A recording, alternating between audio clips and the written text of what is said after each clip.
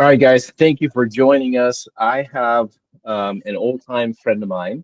His name is Victor Hugo Michel. We've known each other for many years, and it's really nice to reconnect with somebody from my childhood who has had a level of success that I want to share with everyone here. And this is based on the book, The Art of Habitual Success, the one that I just published recently. And so, without further ado, I wanted to introduce Victor Hugo. Victor Hugo, how are you doing?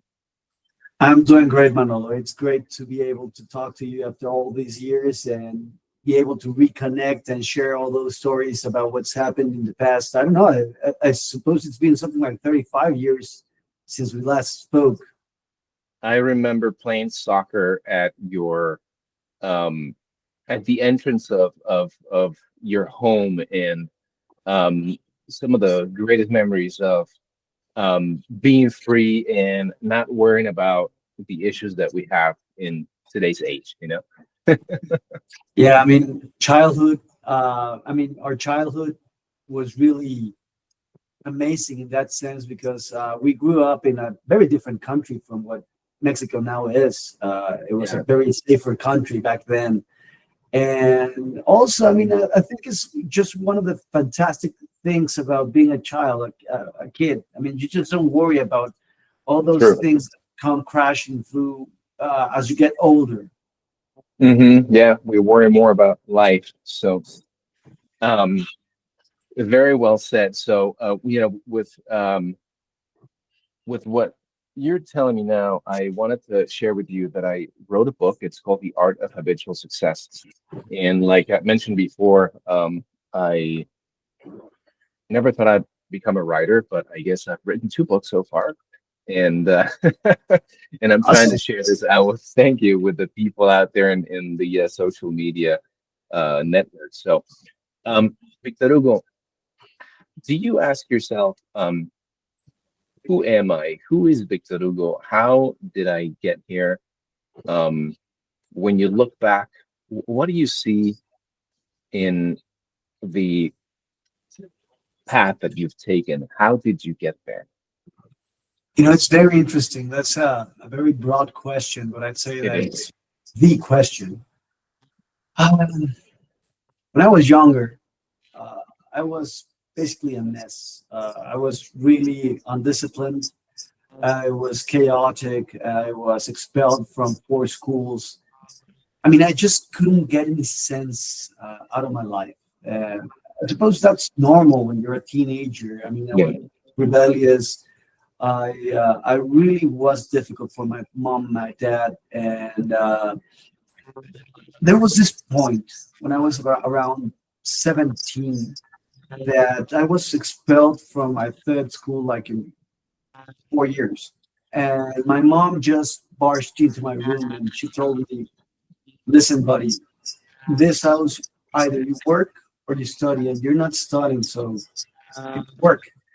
And so I started like looking for options, and I found myself working eventually for a newspaper. I became like this assistant, the assistant to the assistant to the assistant.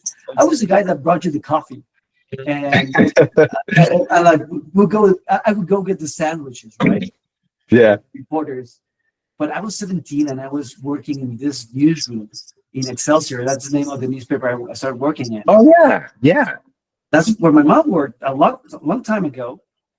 And suddenly I was there, man, and I was looking at all those big name reporters, and the phones would never stop ringing, and people were shouting, and I would see how they were writing, and it was really exciting. There's this old saying in Spanish. It's una vez que la tinta se te mete a la sangre, nunca se sale. The Yeah. translation would be something like, once the ink goes into your blood, it never comes out, right? Yeah. And That's beautiful. initially, I was like saying, no, I'm just going to be here for a few months, and then I'm going to go and do my own stuff, my own thing. I'm going to become a genetist. I wanted to be a biologist, actually. I mean, that's what I wanted to be. Really? Wow. Yeah, I wanted to be a scientist. But my mom would always tell me, no, dude, you're gonna wind up as a reporter. And I'm like, no, man, I'm gonna be a Yeah, biologist. yeah, And suddenly the years they start rolling in, and you start finding a sense in life. And when you get the first paycheck, you get, it's this thing that's just magical because you find purpose. And I'm yeah. not talking about the money. I'm talking about you're doing something. You're doing something with your time. You're working, and suddenly you have structure. And that's the thing I would tell you about. I mean, because before I started working, I didn't have any structure. Would just go and do whatever I wanted to do, and that just left a void in me. And suddenly I found myself with structure, with schedules, with tasks, with a purpose. And that purpose was learning to be a better reporter because I started like really basics in the basics, right? Yeah. So I tell you, and before I go in a rant, I would stop there and tell you that I would say that was the beginning of it. Starting to Mhm. get structure and starting to get discipline. Once you got the taste of it, it was more like, this is what I want to do. It became a rewarding thing for you. Yeah, because I've read this philosopher, um, Bertrand Russell. He Hmm. wrote, "With technique came confidence." What did he mean by that? Well, basically, as time goes by, and that is something that I just find amazing, you start to understand different levels of your craft as a journalism, right? So you start on to understand several levels, and as the years go by and they roll by and they don't stop, you become more and more adept at what you're doing, and suddenly that paired with the project or the process of getting older, maturing, and suddenly you find yourself that you're no longer that kid. You're Hmm. no longer that whiny teenager, and suddenly you find yourself that you're basically a grown up, Right. and you're doing grown up things, and that gives you a sense of purpose, and I'd say even gives you something that's very important, Hmm. dignity. Right. That's something that cannot be understated. And I see so many young men today lost, not knowing where to go or not knowing what to do. Yeah. They're lost amongst so many options because we're now living in a time of plenty, right? Unbelievable. Unbelievable. That's just, I mean, they're lost when they see so many options and they don't know what to do. And Yeah. it seems, I read something really interesting that our generation, it's the last generation we grew up, and I'm not saying we're perfect, we're not. Far No. from it, far from it. But we grew up with common values sometimes, or looking ourselves in a mirror. And now the current generation is looking itself at several mirrors. They don't know exactly where they're going. Yeah. And that's something that just happened to me when I started getting older. I started getting this bigger and bigger sense of purpose. And suddenly I'm 30 and I'm like, this is what I want to do with the rest of my life. Yeah. And that moment was just incredible because you already know what you want to do. It's like, Hmm. this is it. I'm where I Yeah. want to be. And that's very difficult to find for a lot of people. So if you're one of the lucky ones that is able to do that, it takes a lot of determination and a lot of dedication to be able to stick to that one thing that you really love, because people are, like you said, in the new generations are looking here, looking there, but then again, there's so many options, and a lot of that has a an element of instant gratification, and there's not a lot of, you have to put in a lot of time and work to be able to get to this point. But it's more like, I want to become this tomorrow, but it's not tomorrow. It takes a long time to be able to get something that is worth um, the work and the experience. That you're absolutely right. Because the thing is, instant gratification does not take you to something that, let's say, is more fulfilling. Um, I think that in order to accumulate the necessary knowledge and experience for you to be able to wield your craft on a professional level, years have to go by. That's Yeah. something that's yes, that's something that's just basically unavoidable.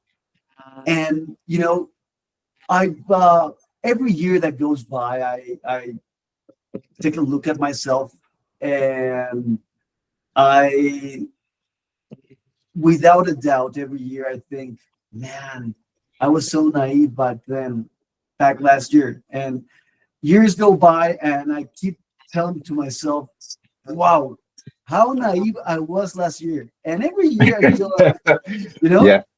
every Yeah. year I think I feel a little bit less idiotic, I might say, because I'm very hard on myself. But sometimes, and with the passing of time, it's starting to get, I wouldn't say easier, but at least I know what I need to do to get things done. I have better tools now in order to face the challenges, because the challenges, they're not getting any easier. It Actually, never stop coming. Mhm. way Mhm. hard. Because when I was younger, my problems would be very simple to solve, I think, but I didn't have the correct frame in order to solve them. Mhm. And I would be overwhelmed with emotions. That's something really important, really interesting, because as years have gone by, I've worked a lot on my emotions and emotional intelligence and trying to control my temper, because Reaction. I mean, you can't go living your life being reactive to everything. And I mean that I inherited that from my mom. My mom's really passionate. She comes from Michoacan, the southern state of Mexico. Those guys, they really do know their stuff in Michoacan. I mean, they're passionate, but Yeah. I think that as time has gone by, I've been able to temper some of that, and it has helped me a lot to control my emotions. And I think that once you take emotions out of the equation, you start to see all the possibilities and the tools you have at your disposal in order to Yeah. face the challenges. Because the challenges you face right now, they're harder, because sometimes the decision you have to take, and take my position, for instance, I'm a national news director. Sometimes the decision you have to make is not the best option, it's the least worst. So you have to like be able to take the option with the limited possibilities at your hand, and see which one is the least worst scenario. And that is something that I'm sure that if I would have tried to do it back then, let's say back in, let's say 15 years, I wouldn't have been able to do it, because I would have been overwhelmed by emotions. Yeah. And Yeah. that's something really important. And another thing I might say is, once you take something out of the equation, things become clear. What thing? The idea that the world owes you something. Right. The world doesn't owe you shit. Anything. You Yeah. have to work for everything. There's no free lunch. And Right. that's something, once you realize that, and you start being like this little kid that's just asking for more porridge, things change. I would say this. I was told once by a very wise person that during the first half of your life, you're this. You're basically a bowl that's receiving. You're just receiving. Your mom, your dad, basically they're giving everything to you. Yeah. But eventually you become the faucet, and you have to give. Yeah. And that's something that's just amazing. The moment when you start carrying your own weight, Yeah. that's amazing and gives you purpose. Absolutely. It changes your life. And in my case, having my son, that's where things change for me, where I'm like, oh my goodness, like it's not just me now. Whatever I do affects somebody else, and a lot of people. you Yeah. know um, it's incredible. You're not your own man anymore. Yeah. Yeah.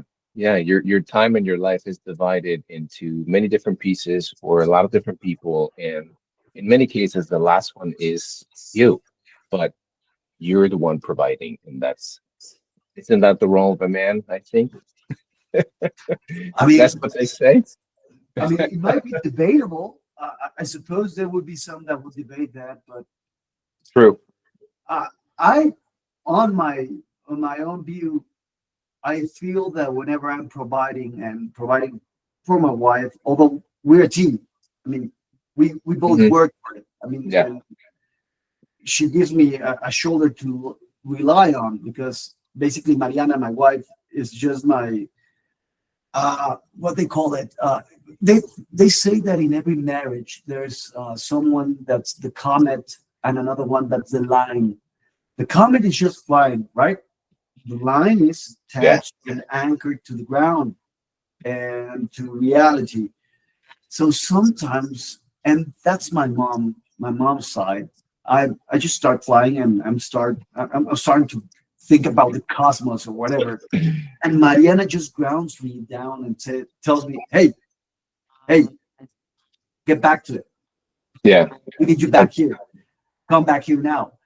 And but whenever I become someone of service to my mom, to my dad, they're older now, and to Mariana, of course. That's when I feel fulfilled. Yeah. Yeah. Because you have purpose, right? We go back to having purpose, whether it's professional or in a social or a family group, right? Yeah, I mean, and that's something that's really I'd say very important in my job, and I keep telling that to the people I work with, Yeah. my team. Our responsibility towards society, because we need to inform society. I mean, you can view journalism as a business, which it is, but you can also view it as a responsibility, which Yeah. it also is.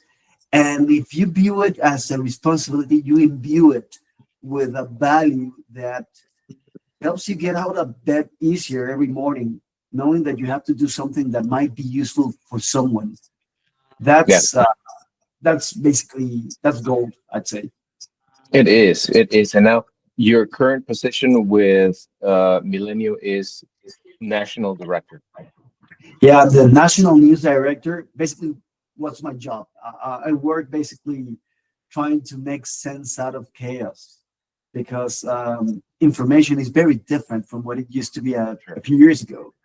Yeah. Uh, Back in my mom's day and my dad, they had it easy, I'd say. I mean, uh, in a sense, they had it easier, I'd say, because Yeah.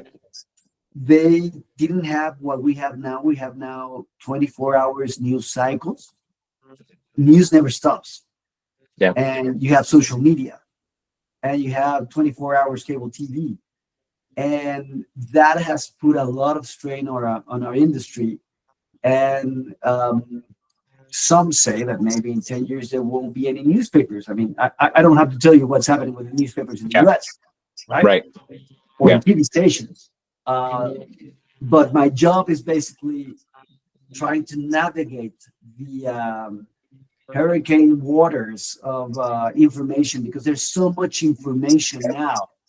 My dad and my mom, they had to face a limited amount of information, and they did it incredibly well. Right.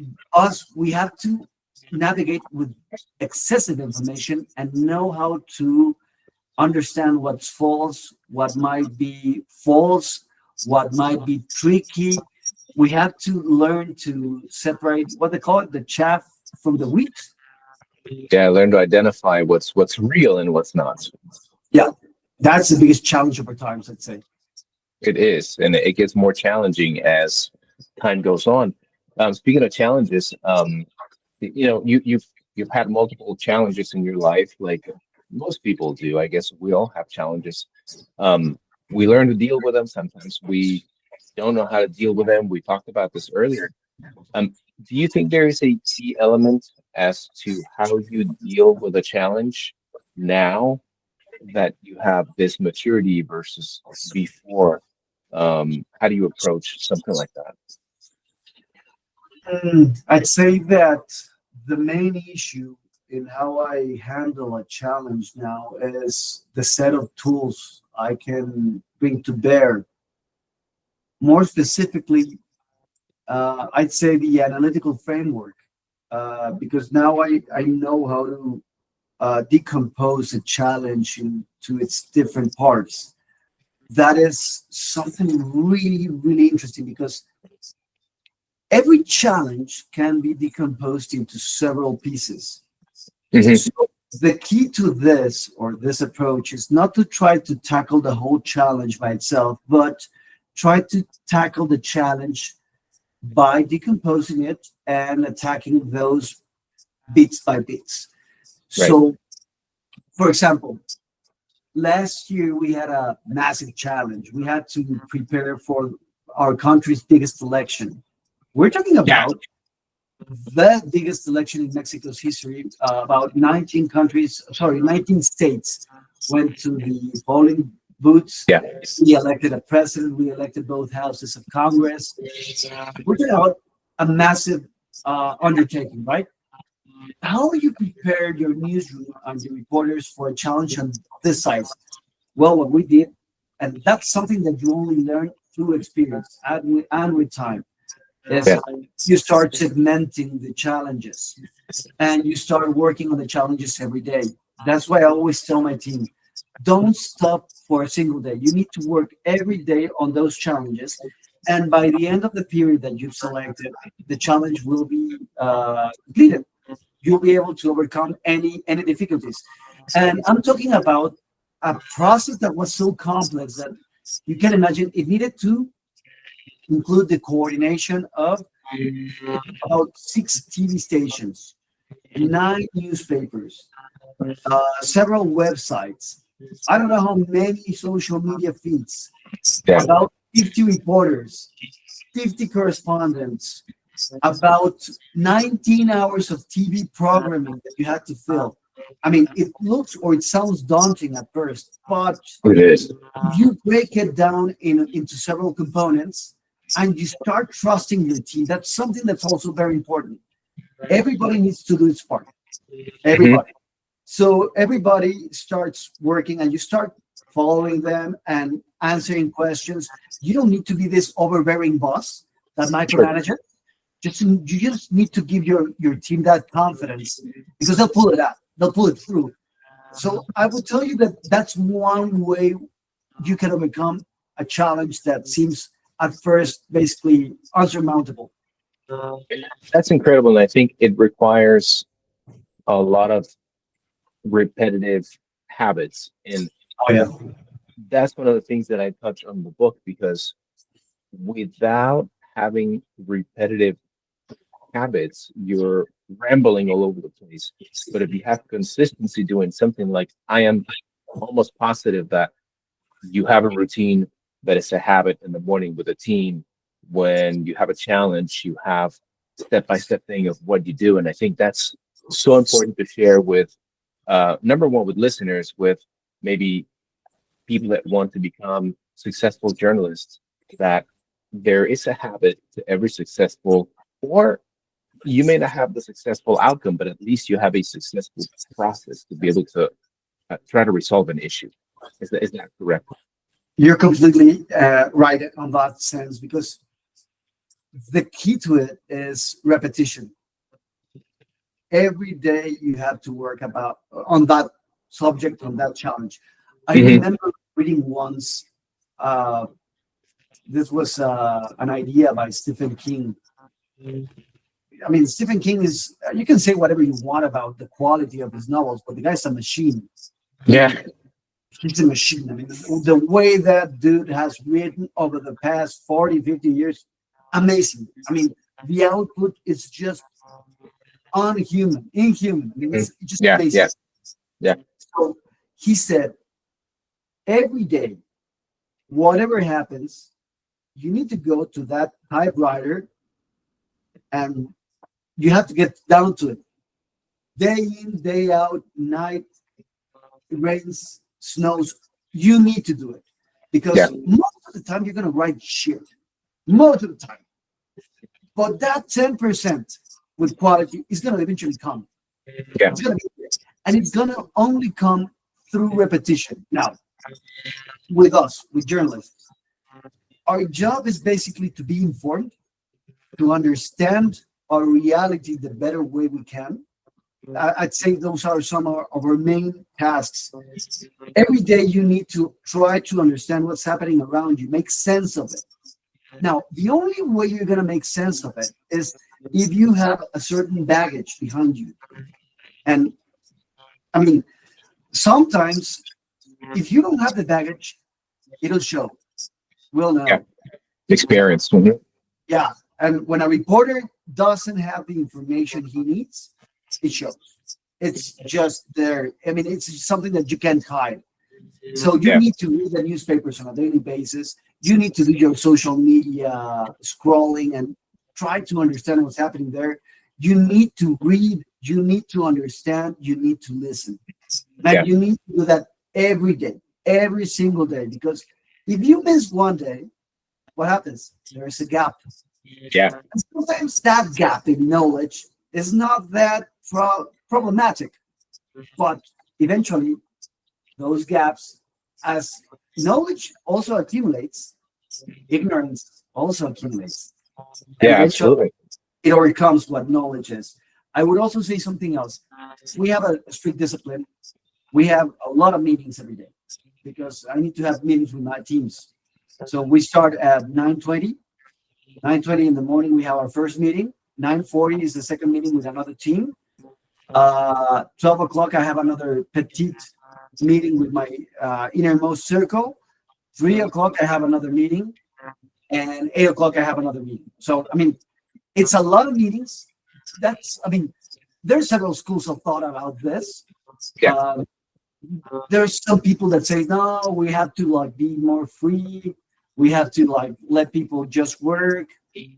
I find that the system that accommodates me the most is basically one where you're able to create the structure where you can keep up with what's happening and you can give that sense of structure to your team. So if your team know that they have to give you a certain report on every Wednesday morning, that gives them a certain system that they have to work towards too. So Mhm. I think that meetings are something that's really important, and following the issues, just not letting them go. I mean, you can't let go of those strings. If you lose one of those strings, things start to get chaotic because entropy Yeah. is basically the natural state of things. Yeah. And so basically, you have a team that is now working on autopilot. They know that they have a Yeah. meeting at 9:20, at 9:40, at 12 o'clock, 3 o'clock, and they prepare for that. They know that they're going to be held accountable for the information that you have. Speaking of the schools of thought, I agree with you 100%, especially if you're working in the communications field. I think you need to communicate way more than if you're having meetings in, let's say, in a different industry. I think communication is key to what you guys are delivering in the news. So you got to be up to date by the minute. You know, there's this phenomenon that I've never stopped getting impressed by. People think that people know what they need to know. That's false. You need to tell people about everything. I mean, Yeah. it's really, it baffles me that we work sometimes like just centimeters away from each other, and sometimes we don't know what the other guy is doing. Yeah. Yeah. And back in the day, journalism used to be like this. I call it totem centric because it used to have like totems, like this idols, stone idols that would just be sitting there in the newsroom, like Captain Kirk in the Enterprise, and they would go and like say, "This is news. This is good. Go for that." But in the 24-hour news cycle, and with Yeah. social media and with things going so fast, you can't do that because it's simply not human. So what we've done is we've created this horizontal structure where I see everybody from every single area. I see people from TV, people from newspaper print, people from social media. people from production, people from you name it, people that normally wouldn't talk to each other, and they Right. might pass each other on the hallway, but they wouldn't talk to each other, right? Because they're from different Right. areas. I see them together, and I always tell them, "You guys are a team, and you guys are just as good as the guy that's sitting right next to you. So if Right. the guy sitting right next to you doesn't know shit about what the other guy is doing, you guys are going to be problems because Right. eventually those holes they make the structure a little bit, not a little bit, a lot unstable, and eventually Yeah. you have these accidents where you don't know about things and people that should know that they're not informed, and suddenly, bam, you lost the story. You didn't send the reporter to the place that you needed to send him, Yeah. and those are our worst case scenarios. So I always tell them you need to inform everybody what you're doing because that might save us from a disaster. And not only that, that will lead us to create a better product for the people. Yeah, 100%. I think that's also good advice for a young journalist who wants to get into the industry to have as much information and be updated 24/7, right? Would you say that's accurate? Yeah, I mean, you just can't have the luxury of not knowing what's happening. I mean, Yeah. and going back to what you said, I mean, the time it takes to create this framework is basically just time. And as a journalist, you have to create this critical vision. You need to be critical about everything. Why? Because otherwise, you would be taking things at face value. And Yeah. politicians, I think politicians do three things and they do them really well. They lie, they lie, and they lie. So if you don't have the critical skills in order to discern what's actually true or false, Right. you're just gonna fall for the hook, and it's gonna be You're hook, gonna line, believe and everything. yeah. Right. So and you can only get to that critical system by doing it every day for a long time. There's no other way around it. There is no shortcuts. There's no magical pill. You have to work for 100%. Yeah, 100%. Reading people and understanding the communication, even the way they communicate, how they communicate. I think you're able to pick up on a lot of their expressions and what they say and how they say it, right? yeah. And sometimes what they don't say is actually more important than what they're saying. Very true. Very true. Very true. Well, I mean, this has been a great source of information. And I want to close by just thanking you. And I'm very appreciative of your time and very happy for what you've accomplished. I like, we talked earlier, I haven't seen you or talked to you in about 35 years in this way. And so I'm very happy for you. Can you tell us a little more about the news, when you air, what days, and so on, so people are aware? Yeah. And let me tell you something first. Well, one example, this fantastic and marvelous road that I've been in the past few years, I feel very lucky. I started this conversation by letting you know that I was expelled from a lot of schools. Eventually, I got my act together and I got my licenciatura, Uh-huh. and I'm now finishing my second master's degree and I'm going for my PhD. So, Wow. yeah, I'm suppose I'll start my PhD in about a year or so. I'm finishing my second master's degree in national security. I finished the first one in investigative journalism, and I'm gonna study. So I'm gonna go for a PhD in. There's two options: geopolitics or communications. I think communications might be it because I'm really excited about what's happening with social media. I'm excited Yeah. about what's happening all around me. I mean, how communications are just evolving and what we're seeing right Yeah, now. they are. So there is a road back from chaos, I think. And Yeah.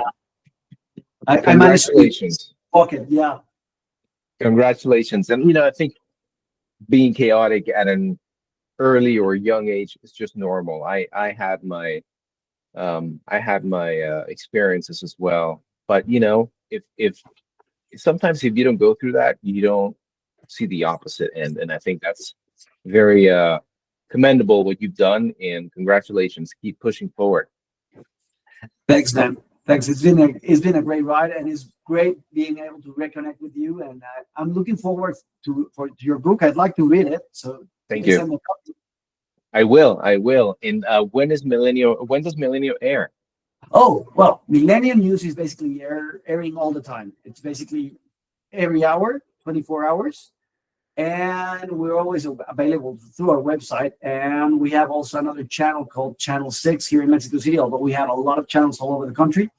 Yeah. And I do anchor a news spot at 22 hours, 10 o'clock on Sundays. That's where you can see me. My show is basically it's basically focused on national security issues and the U.S.-Mexico relationship. Something that I'm really passionate about. And that's basically it. And you can also see me or find me through my social media feeds. I'm in Twitter and Instagram. Beautiful. Well, I very thankful for your time, and hopefully we can do this again some other time. Whenever you want. Thank you, my friend. I will talk to you soon. Abrazo. Igualmente.